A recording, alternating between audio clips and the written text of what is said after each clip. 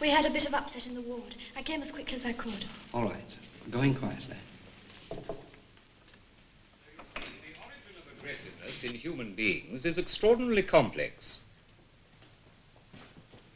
But whether it's a primitive instinct necessary for self-preservation, or whether we think it comes as a, response to frustration, one thing is certain. Aggression is a normal reaction in each of us. Part of the business of growing up is to learn how to direct it into useful channels. Now we're going to look at a piece of film. We'll show some scenes of young children before they have learned to control their aggressive urges. What children want at this age, they want with the whole of them. They haven't learnt yet that other people have needs and wishes just as urgent as theirs.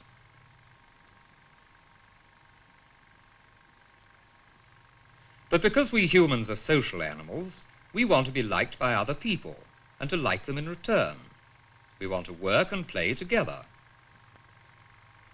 Our natural aggressiveness can give us drive and purpose for all sorts of activities, and we can find outlets that are socially acceptable.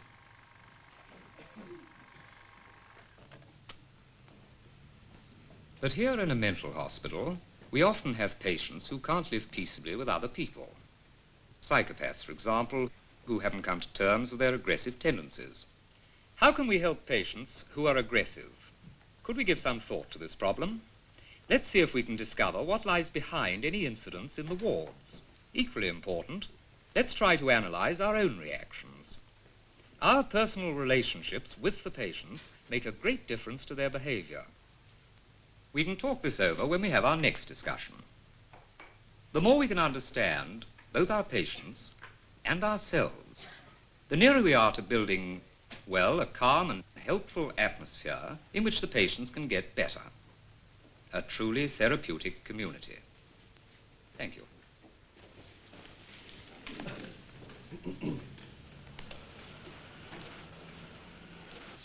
We've had a bit of an upset in the ward this morning. That's why I was late. Can I borrow your notes, please? Oh, you'll never be able to read this scribble. Look, I'll copy it out and let you have it this evening. All right? Okay. Same time, same place. See you then. Bye.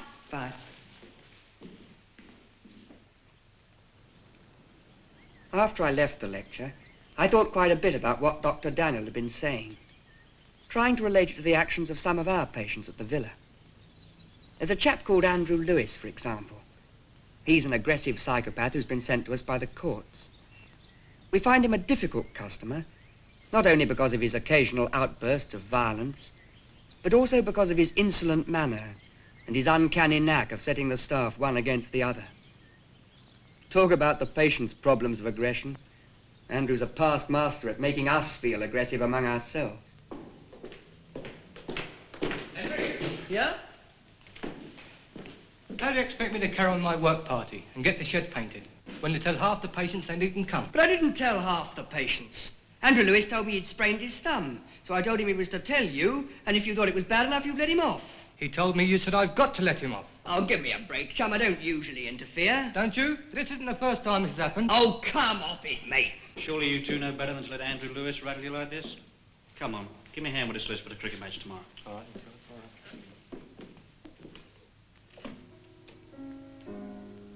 Dr. Daniel's lecture gave me food for thought, too. It was the very next day that something happened to precipitate an outburst from Susan Morris. She can be very impulsive at times. Sometimes she starts on an expedition of her own that has some special meaning for her, though it's difficult for us to see what. This time she began to wander down the ward with stiff and awkward movements. She seemed to be on the lookout all the time. At one moment she had to steady herself on the table. I was wondering whether to try and persuade her to join the others. She doesn't like being interfered with, but she'll only get worse if we allow her to retreat into her fantasies too much. Just then Mrs. Croft came up to show me her new glasses. To please her, I tried them on and said, "Pretty powerful lenses, aren't they? Everything looks about twice as clear." Susan turned round and stared at me. Then it happened.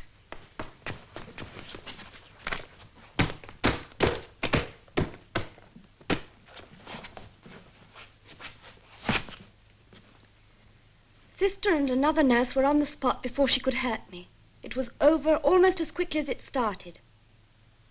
Susan suddenly looked terribly small and lost, as if she had just come back from another world, a frightening world in which she'd been made to do things she didn't really want to do. Sister seemed to know exactly how to reassure her and bring her back to everyday life.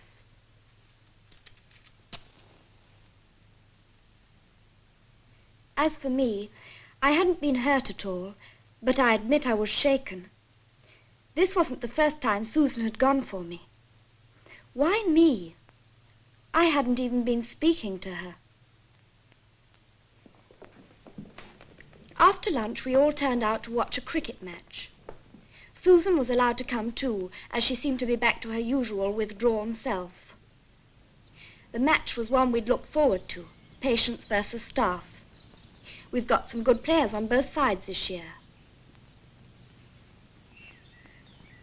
Andrew Lewis told me how he'd got his blue at Cambridge and played at Lord's. Well, I took that with a grain of salt. But I find there's something rather interesting about this young man, although I know he doesn't cut much ice with Henry and the other male nurses. I was glad to see Joan at the cricket match. I'm not so pleased to find Andrew making up to her. Beats me what she sees in him. But there you are. Andrew's stock in trade is his charm, which he can lay on with a trowel whenever it suits him.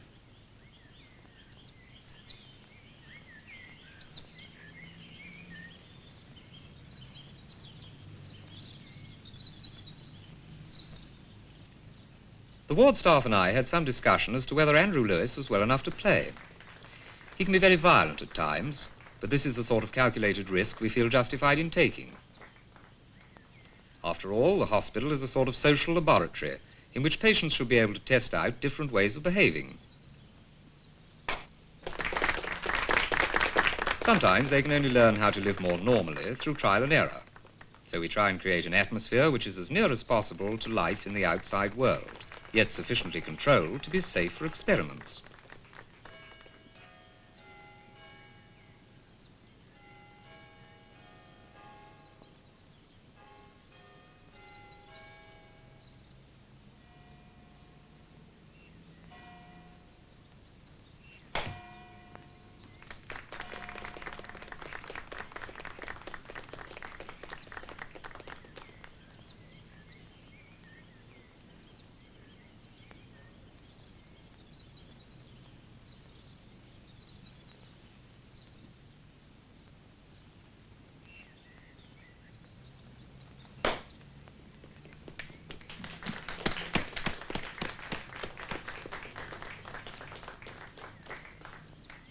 Come along, old chap, you're out.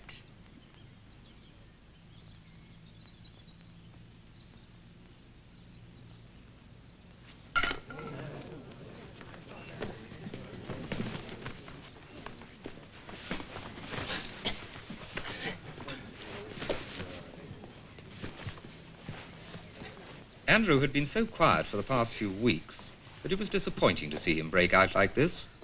I decided to have him transferred back to his old ward for the time being. A violent outburst of this kind is one of the most disruptive things that can happen in our community. It brings out all sorts of emotions which often take the form of moral judgments. Andrew Lewis again. I knew there'd be trouble. That's what comes of all this freedom. 5-1. What chance does he have? Oh, well, he'll soon settle down in the ward.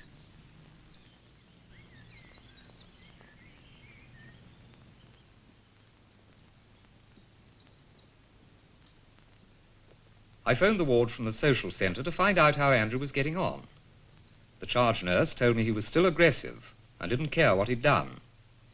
I ordered a sedative at the discretion of the charge nurse and told him I'd be along when the match was over.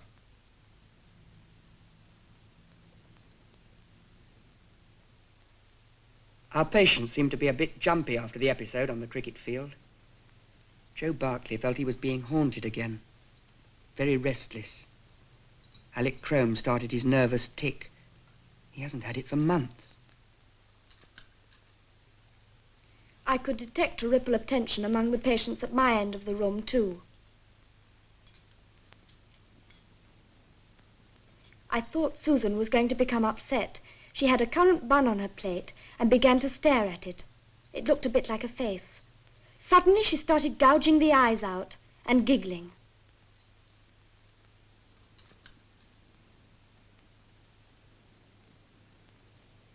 I diverted her attention with some chocolate biscuits, which I know she likes, and managed to get the bun away.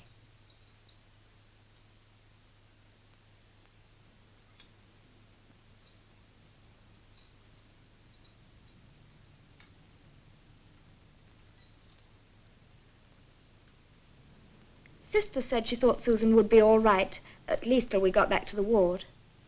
And she was.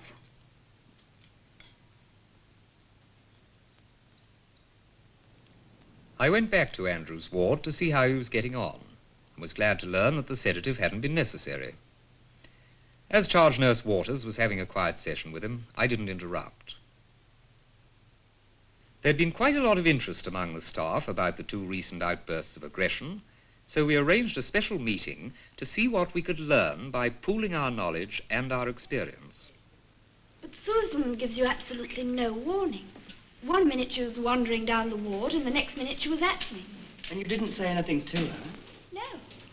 Maybe something was going on in her dream world which made her aggressive, and you just happened to be there. Could it be that you disturbed her world in some way? Could there be any connection between the glasses Joan was trying on and eyes in the currant bun? Remember the eyes in those paintings of hers? Her paintings show clearly that she wants to escape from an all-seeing eye, which may be a symbol of her feelings of persecution. Somewhere in the picture you may find her, crouching in a safe, protected corner. She often tries to hide away in the ward. I suppose that's part of it. That walk of hers, it looked as if she was waiting. Supposing in her dream world she was trying to find a safe place where no one would see her. Her voices urgently tell her there's danger in being seen. Everyone will know what she's doing.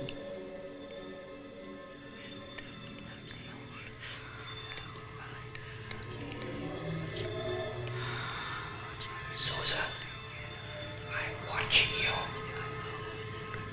I see you. All the time I see you, Susan.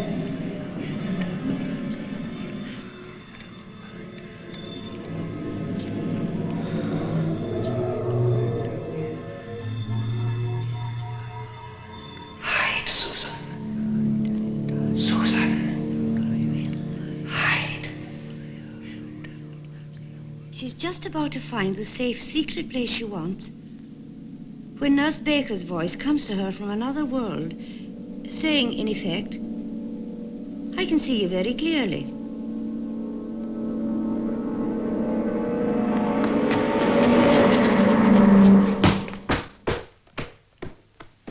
But we don't know really. We're only imagining. Ah, that's true enough. But don't you think that imagination is one of the greatest gifts that we can bring to the understanding of our patients? So we've got to be careful with Susan, not to talk about eyes, or seeing, or watching. It's going to be difficult, isn't it? I mean, by the time you've got yourself sorted out with all of the patients, you might as well take a vow of silence altogether. That would be a terrible sentence for you, my dear. Now, the way I see it is, we can't hope to understand all their delusions, no matter how hard we try. But as long as we realize that it's nothing against us personally, we can keep a calm relationship with our patients. But you're bound to feel it personally. At least I am. It's no use pretending I don't. I think I've got some idea now how this particular incident happened. But you see, she goes for me more than the rest. Why me? Do I get in her way accidentally, or what? Not necessarily. Would you admit to being a little uncertain of her? Well, yes, I am a bit. I sometimes have to nerve myself to go up to her. Well, do you think that might communicate itself to Susan in some way? How do you mean? Well, now, you've got to remember that she's even more bewildered than you are. She's lost. Maybe she panics when she senses your fears, or maybe she wants to hurt you. But if you can go on helping her, in spite of these outbursts, you must want to help her a great deal. And that's what she desperately needs to know. I think I see.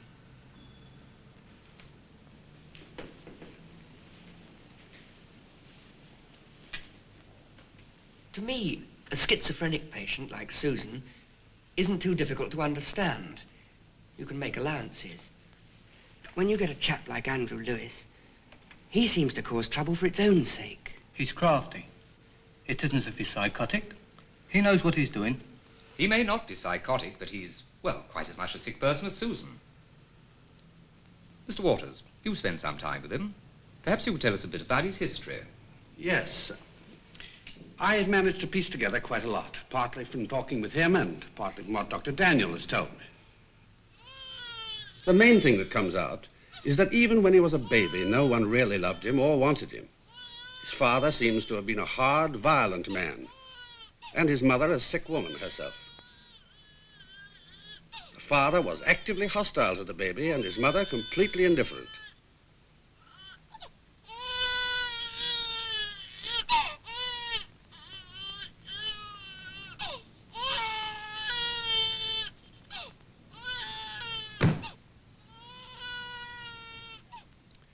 Andrew's early life was made up of unhappy incidents. The mother rejecting the child and the father going for him. When he was about 5, the father did a bunk. Mrs. Lewis sank further into apathy. By now, in this unloved little boy, the ability to love had been stifled. From now on, he was growing up with an essential factor missing in his makeup. He would lash out with rage and hatred, especially at anyone in authority. He was destructive, he lied, he stole. He had a deep and bitter grudge against the world in general. When he was 12, he'd been sent to live with foster parents because his mother couldn't cope. They were a very decent couple who wanted to make him a real home. But already it was far too late for Andrew to return their love. On the surface, he could be as nice as pie when it suited him. And then his resentment would burst out in apparently senseless destructiveness and cruelty. He could no more help these outbursts than a lame man can help limping. Punishment meant nothing to him, and he was incapable of learning from past experience. In time, his foster parents found they could no longer cope with him.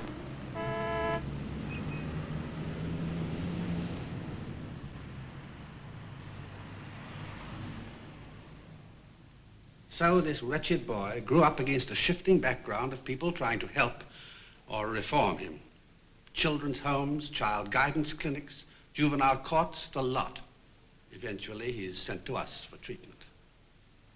The unhappiness of the child has been driven underground, and on the surface we find the spivvy character who is often so difficult to understand. When the umpire told him to get along off the field, it was authority pushing him around again. The same old pattern. He met the situation in the way a small child might, by lashing out. I do believe he's so warped that he's incapable of behaving in any other way when he's frustrated. Well, I know many people think he's a difficult cuss, but I hope I've been able to give you enough information to get him a bit more sympathy. I think we can probably help Andrew best at this point by examining our own feelings towards him. You know, I'm not certain we've got to the bottom of this business. Why did he attack Nurse Ferguson? Why not the umpire, the father figure? How do you get on with him? Not terribly well, I'm afraid. May I ask you two a personal question? Mm-hmm. I noticed at the match that Andrew was trying to make a hit with Joan, and Joan didn't mind a bit. Would you say there was a bit of rivalry there? Well, I didn't think that... Well, he does rather. It was just a thought. You see, we've got to remember that everything we do, now every single thing may react in some way on our patients. Well, if there's been a bit of rivalry, it would certainly make Andrew's defeat at the cricket match all the more humiliating for him. But I'm not the only person that Andrew plays up. He seems to create bad feeling between us all in the ward. How do you react to that? Well, I'm learning to cope. Slowly, I'm afraid. But why does he get any satisfaction out of it? Divide and rule. That's his policy. Don't you think that because he's at loggerheads with the world in general, he wants us all in the same boat? Unconsciously, of course. But we mustn't let him upset us. That will be fatal. Well, can we turn it round the other way and show Andrew that we want him in our community? We can only do that by making him feel we like him. He'll never alter unless he really cares about what we think of him. Then, bit by bit, we can try and make him aware that his aggressive and antisocial actions are part of his illness. And that is possible, even with a psychopath.